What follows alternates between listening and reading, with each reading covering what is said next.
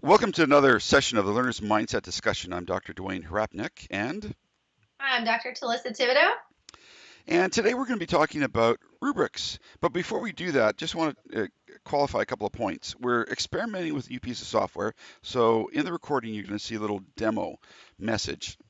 We're experimenting, we're trying it out, so we thought we'd test it out in a live setting. The other thing is you're noticing in this session I'm using a headset. Well, my office is in my home, and my home is very busy. It's Monday after a race weekend, and there's going to be people walking around, and so this is the only way I can sort of keep things quiet. So enough of the housekeeping. Let's get going on to rubrics. So why do we need to talk about rubrics? Why? Well, some people would say that they're an extremely important part of the educational assessment system. Some people would argue that they're an educational sacred cow. Some people say, rubrics, what do you use rubrics for? Well, we want to deal with rubrics because rubrics are something that come up in the courses that we teach. Any thoughts before we sort of jump into some of the issues dealing with rubrics, Dr. Thibodeau? I think this is an important topic because, from my experience as a classroom teacher, a lot of what we did was based on, putting the standards and competencies and curriculum into some form of a rubric so that we could measure progress and student achievement. But I think that we might need to discuss this a bit further. I think that we can do more than just, have rubrics. There's more to this conversation than assigning a standard and competency to a rubric. And a lot of times our students in our program will ask these questions. I think it's good that we consider talking about this and addressing this in a sort of an informal and casual way. Okay, yeah, I agree. So, on that note, before we get into some of the, people who are not fond of rubrics like Magic Wilson, Alfie Cohn, and so on and so forth, let's just talk about our experience. And I want to share just from very practical experience when I think rubrics really work well and when they might not. And then we can take a look at some of the issues that come about. Um, if you are in an environment where you're sharing information, you're doing content delivery, you're teaching to a standard, you are making sure that students are going to be tested on a standard, and they have to be able to share back, okay, regurgitate back information. Well, then rubrics make a lot of sense. Because if students are going to be expected to give you back the information that you want to see, you got to let them know what you want. And a rubric is one of the best ways to do that. Because if they're really just focusing on that regurgitation of information, rubrics work great because it provides a checklist that the student can go through and they know exactly what to give to the teacher. Right? Or they know exactly what they need to do for the standardized test. We do live in a culture of standardized testing. We are working towards standards. We've got curriculum that has a lot of standards. And so, for the most part, in our educational system, we do have the reality of standards. Rubrics work very, very well in that regard. Any thoughts that you want to add on that? Yeah, and it leads me to question though, if we're just, asking our learners to, produce for us what it is we want them to know, where is the authentic component to that? How do we actually get our learners to think beyond a rubric or a checklist, and how do I apply what I've learned? And I think that's goes back to that why question too. Like, students don't always understand why they're doing what they're doing, and I think it's because they're missing that authentic application component that a rubric is not going to give you in and of itself. So I'm not saying that it's wrong, but there needs to be something a little bit more to it than that. What do you think? Yeah, I agree. The why component is extremely important. You also mentioned, the students are going to really wonder what it is that they're doing. And in some of the ways that they're being tested from a standards perspective, they really don't need to wonder. It's unfortunately that's the reality. They don't need to wonder. They just need to pass a test, right? So when you're in that type of a scenario where they just need to pass a test, the rubric can work great. But as soon as you start moving into this notion of having the students say, well, excuse me, teacher, why do I need to do this? As soon as you start talking about authentic learning, this is where rubrics no longer really work because authentic learning changes the dynamic. You're moving away from the student giving you back information to the student actually taking ownership of their learning. and they're probably owning the project. They're writing about something, they're creating something, they're building something, they're analyzing something, they're synthesizing something that is unique to them. And a rubric, which really spells out what needs to be delivered in a very neat, systematic, orderly fashion, really can't apply because authentic learning has so many variables and there's so many issues that come into play that you can't systematize and you can't standardize because it would limit the creativity. It would limit the authenticity. So rubrics don't work well with authentic learning. Rubrics don't work well with constructivist-based learning. Rubrics don't work well with projects. And so there's places where they just don't work well. What do you think? Is there anything that I've missed? I think they could work well if they're not overly prescriptive. If we look at learner outcomes and we look at what we want our learners to really know, and what do our learners want to really know? What's important to them? I'm not saying that, we should make rubrics all based on what's important to the learner, but I definitely think if students were to create rubrics on something that they're actually doing that's authentic to them, if they were to create them themselves, they'd probably emphasize more of the process component of it, which you can't really put a stamp mark on that you have to do it one way and there's the only way to do it. They could probably create a rubric that's, I did it this way. I tried this, it didn't work, and I experimented with this and it did work, and I should have collaborated a little bit more here. Those are things you can't account for in a rubric if it's preset.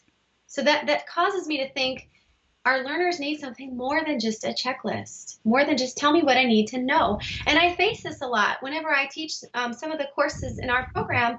Just tell me what I need to know, and I can go from there. And actually, what we want you to really think about is doing something that's authentic for you, and something that you can actually impact change, impact your organization, something real. That is where true learning, in my opinion, occurs. Not saying that you don't need to know, the basic facts, multiplication. Yes, you do need to know those things.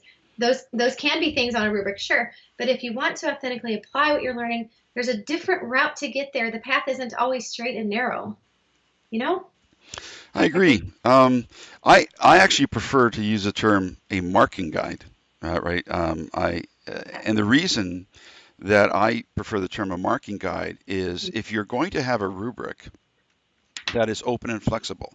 And if you take a look at the rubrics we use within the DLL program, we call them rubrics because our department wants us to call them rubrics. I would prefer to call them marking guides, and I do let our learners know about that. But if you look at our rubrics, one of the big complaints that we get with new students in the program is that, Dr. Harapnik, the rubric is so vague.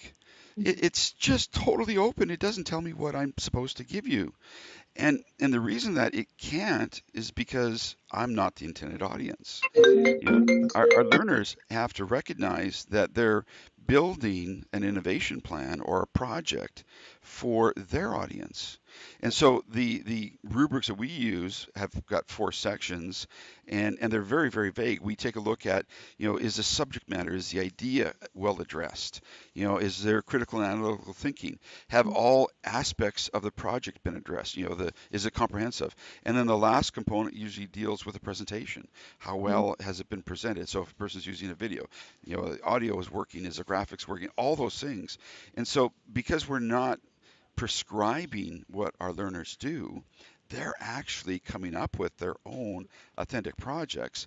Our rubrics, or as I like to refer to them, are marking guides that give them enough flexibility, but also get them to recognize, well, listen, did you really address that issue of your mindset plan very well? Did you really address, how that mindset would be implemented? Did you make a critical and analytical argument when you presented it?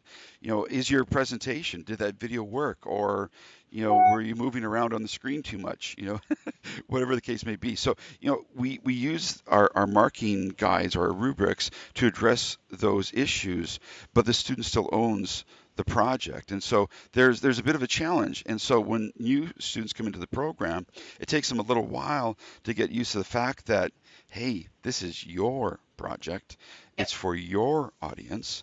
I'm not the intended audience. Your colleagues, other faculty members, your department, your administrator, your principal, vice principal, that's your intended audience or your students. So it takes a little while for them to make that shift. And so the rubric thing is really something that they're used to, but yet we're shifting it on them. Yeah.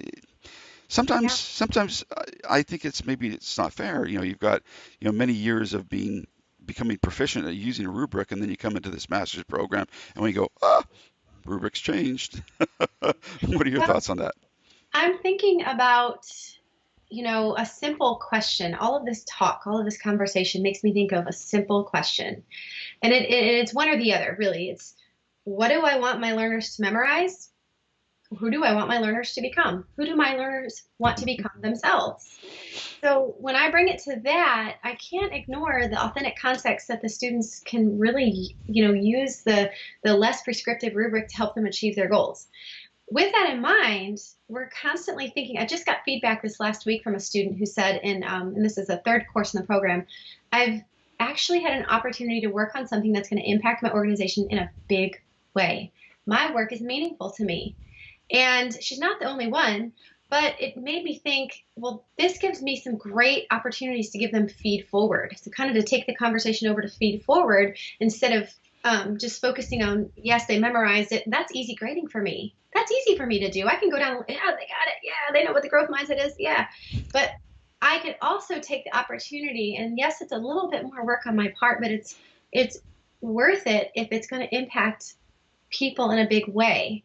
And for this person to understand and go through the change process in and of itself to get, here's where I started, here's where I want to be. And my professor came alongside me as a mentor, as a coach, as a facilitator, as a guide, and gave me feed forward that helped me think of things that would not only deepen my learning, but would cause me to make changes to a training program or something. That's something a rubric can't account for. Can you see on a rubric made large changes in an organization? Can that be a checkbox?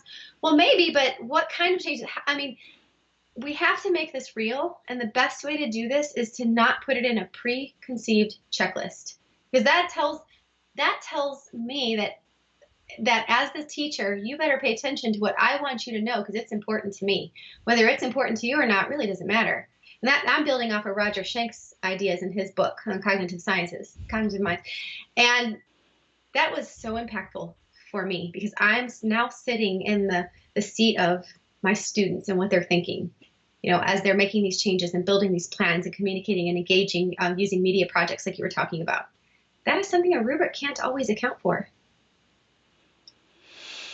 Yeah, the rubrics can be useful, again, going back to information transfer, useful in that regard.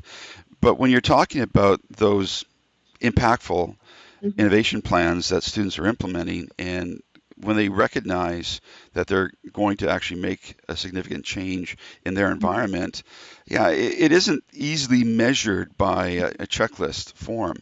Um, Now we understand that, we see that, but how do we share? How do we encourage students to make that shift, to make that adjustment? Because to be fair to our learners when they're coming into our program, education is well renowned for having the rhetoric of Dewey, all student-centered learning, personalized learning. We talk the talk, but man, you have to write an ACT exam. There's standardized testing everywhere. Most students are used to regurgitating information on a test. Tell me what I need to write in the essay, and give me a template, and I'll follow the template. So it isn't often that students really get to take ownership of the learning. So, what are your thoughts? How do we get them to start to make that shift in ownership so they start to recognize things like the rubric that they're used to isn't going to help them, but the feedback that we give them in terms of encouraging them to make improvements, the feedback that we give students, helping them to recognize that they're becoming a digital leader, and that's what we're helping them become. How do we help them to make that adjustment, do you think? What are your thoughts on that? I think having these conversations is helpful, but I also think that if you ask the students, particularly in a class, or if you're connecting with them one-on-one, think back to a time when learning was important to you, or when you learned something that was significant enough to impact your life. I can guarantee that every single person in that room or in that meeting that you're having is not going to say, well, I remember this test in my third grade year, that really helped me, push the envelope. It's not going to come from there. For me, in our COVA ebook that's available on your site, the biggest moment I remember learning was the Goodness Goldberg cracking those eggs in sixth grade when we had to design that machine where that egg started at the top, uncharted, just all kinds of materials, drop that egg in there, and then it had to go all the way to the bottom without cracking that egg. I remember building, connecting, collaborating, building a plan, and then sharing this, describing it, had to pick a name. We had to own this. We had to own this. We didn't own this. We didn't really learn it. I guess I could have read about it and had to regurgitate a multiple choice, which happened a lot, a multiple choice question on a test. But I don't remember that. If that happened, I don't remember. What I remember is learning by doing. And I think about Hattie's work and, some of those that have been advocating this. But like you said, we walk the talk of Dewey. And we don't actually do it. So. Yeah, you've mentioned something that is, I think, really significant, and this is something that we keep on coming back to. Another topic for another one of our sessions about ownership. And you'd mentioned with the Rube Goldberg, whatever, the cracking the egg thing you and your classmates did in sixth grade, you owned it. Mm-hmm. And with rubrics, the teacher owns it. Yeah. And it isn't the learner. Right?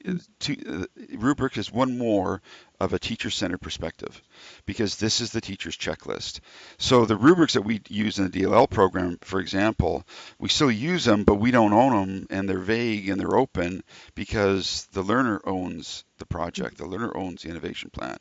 And what we're trying to trouble. If they don't take that ownership, then what happens is that rubric, it becomes a big complaint, and it's tough. It's a bit of a mindset shift, and it's one that, if we really want to invest, and I tell folks early on, invest in yourself and do these things, to help you understand and make that transition in your thinking. So when you're building a learning manifesto or you're building your learning philosophy, think about you. What are your thoughts? What do you think? I cannot prescribe your thoughts in a checklist. I cannot prescribe your next steps, or your actions, or as a future administrator, what you're going to do. I tell folks the superintendent is not going to hand you a list of this is what you need to do to transform your campus. You need to own that and walk the walk, right?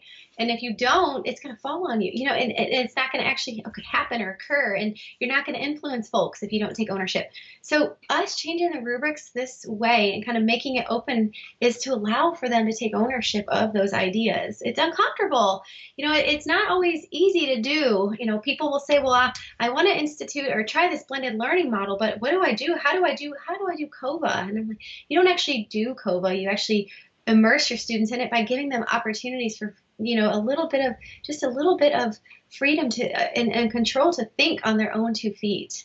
That's real world skills. Those are real world skills, and we can't rob our learners, even as adults or kids, of those opportunities. That's not to say every single opportunity and learning opportunity needs to be that way, but we do need to allow for those opportunities to happen, for real learning to occur. That makes sense? Yeah, I think we really do. You had mentioned something that I think is really important, and that is real learning is dependent upon those opportunities, but you also mentioned that it takes time. Mm-hmm. And one of the things that always astonishes me, I had the privilege, and I say this is a privilege, of working with the students in the graduating class, the capstone class, the synthesis or the 5320 class in our DLL program. And it's a privilege because I get to read about their reflection looking back on the program. And one of the most consistent themes that comes out is that students consistently say that I wish I would have taken ownership sooner. Mm-hmm. I wish I would have just realized that this was mine.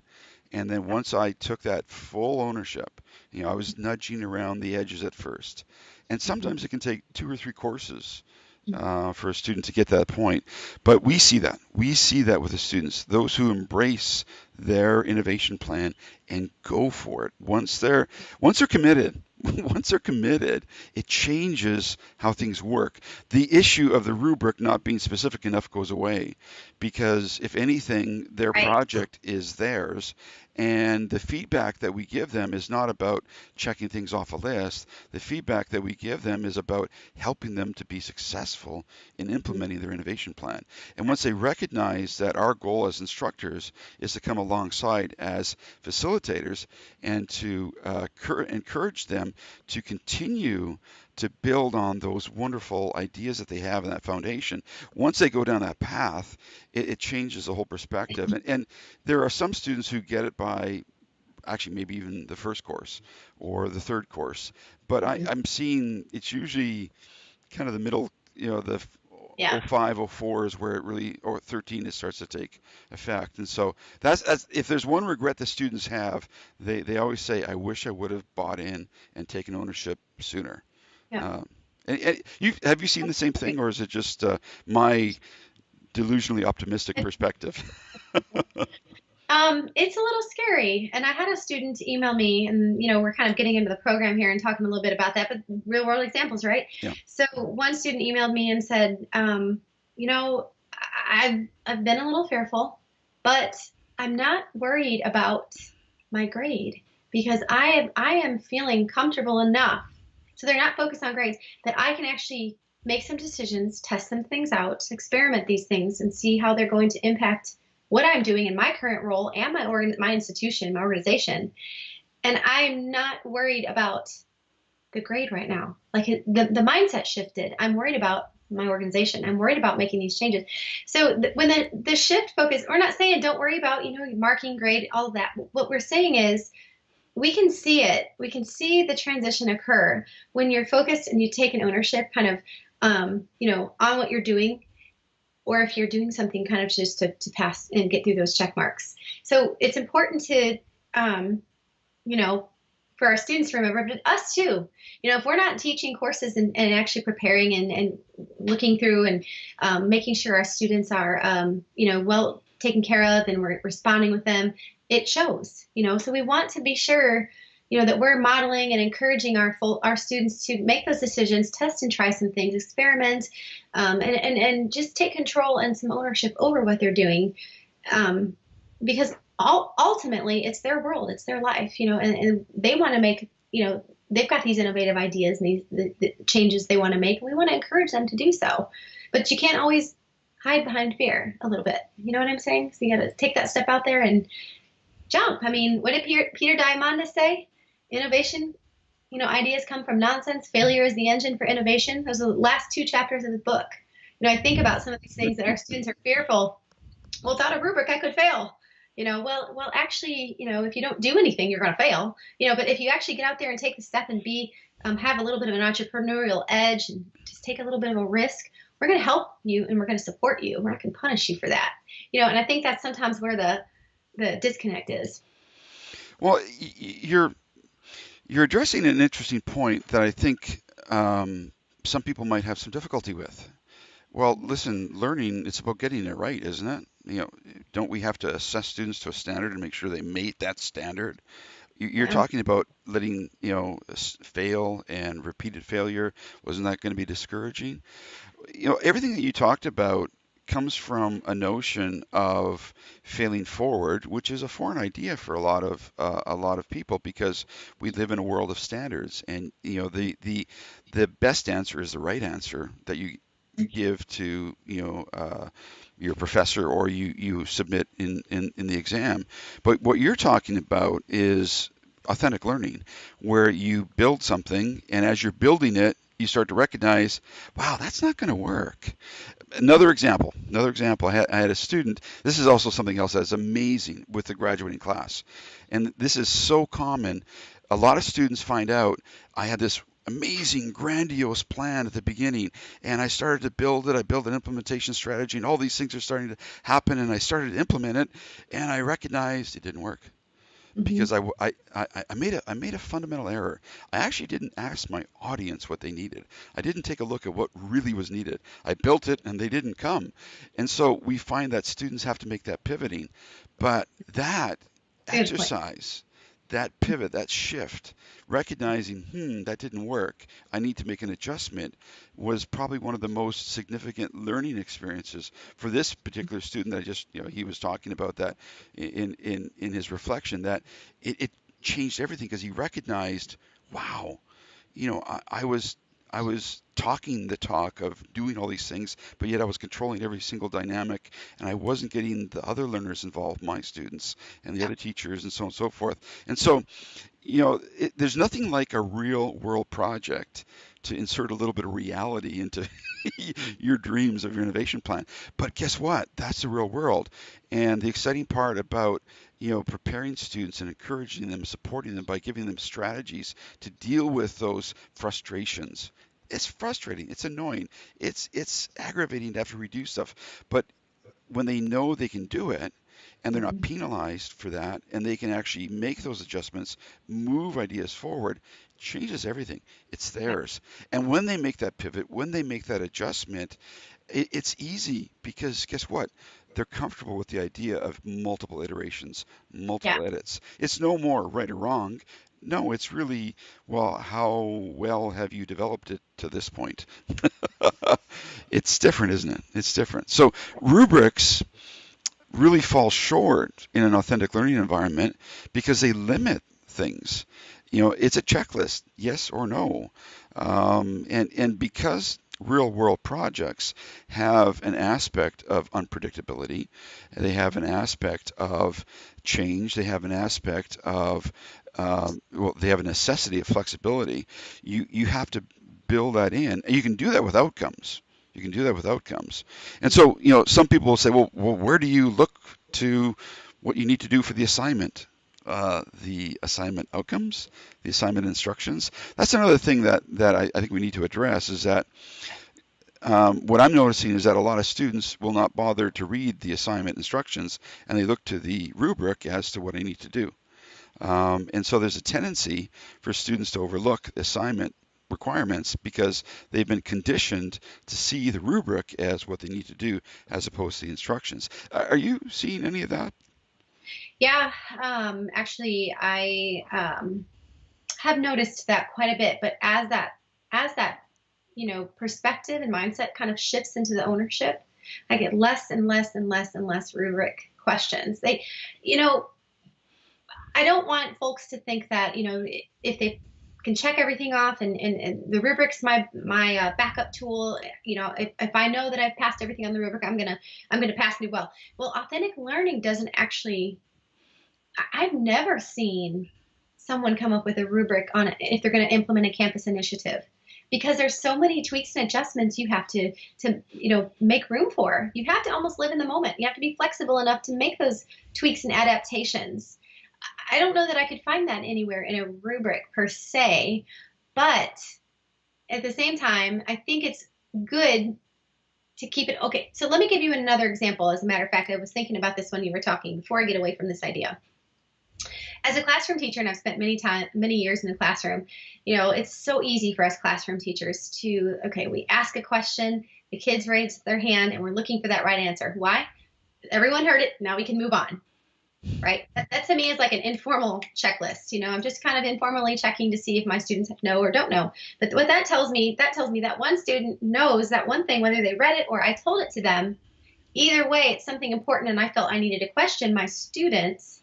But what's really helpful, and I've noticed education kind of shifting in this direction a little bit, is when you have 24 students in your class and you have 15 people that have their hand raised. You write down all of these ideas, or have these students write down their ideas and share them on their whiteboard, and take bits and pieces of that and talk a bit about why each one of those could contribute to maybe a different way to get to that answer, or maybe a different answer. It's not necessarily just, there's one answer and that's it. So that, from going from that informal checklist to encompassing many ideas and seeing that there's multiple ways to solve problems. And an open rubric in an authentic learning environment would allow that. There's multiple ways to do the same thing, but your interpretation and my interpretation, based on our experience and based on our districts and our contexts and our learning environments and whatever we're going after, is going to look different. So we can't box our students into a corner and say, okay, you at the Virtual Learning Academy, you as a network engineer, you as a special ed teacher, all have to say the exact same thing. You all have to do this innovation the exact, if you check this off, the innovation will have happened. Well, no, that's not how it works. It has to be open enough to allow for, like, that classroom experience, different perspectives, and the audience. What are they wanting to know? What do they need to know? What do you need to know? And then that's where you got to go back to those outcomes, and that goes back to the bigger picture perspective. That bigger, broader picture. You have to always look at that and see how all the pieces kind of fit. Yeah, the bigger, broader perspective. Again, yeah, I have to remind myself that a day after the capstone course finishes might not be the best day to do these videos, because this is I've been reading everything about what my students have been talking about. Another exciting thing that I read from the students that are graduating the program is that they appreciate the why. They appreciate the fact that the why is significantly important. They have an opportunity to change lives one student at a time. And the why that we have in the DLL program is significant, that idea of changing lives. And they're recognizing that they can contribute to changing lives, and it's really important. The why, in terms of setting up an environment, whether it's a blended learning environment, a makerspace, or the e-portfolios, the why becomes even more significant. The other thing that the students have mentioned is that they connect the why and the big, hairy, audacious goal from our course on creating significant learning environments. So they see this idea of the why being revisited in a variety of other places, and that why is so important. And once we really accept the fact that people don't buy what you do, it's why you do it. And they really recognize that we are a whole being. We've got the affective domain. We're emotional. We respond emotionally. We think cognitively. We interact with our hands. There's the whole. When you look at Bloom's taxonomy, it's a whole individual. It isn't just the head. It isn't just that cognitive domain. It's the psychomotor, the affective. It's all those pieces. And the why is that amazing mechanism that helps bring things together. And it's something you keep on coming back to all the time. You mentioned at the beginning, and it's so important. And when I see the students, the capstone course, again, another big theme. Once I really got to handle the why, everything else fit. Yeah, it's really important. I've noticed that when I ask them initially in the beginning of our program what they think is the most important, the why, the how, or the what, a lot of them emphasize the how. Lots and lots. The how is the most important. But by the time they get to 5313 or 04, when they start taking a look at that, and then move down the program into the final capstone course, that's changed.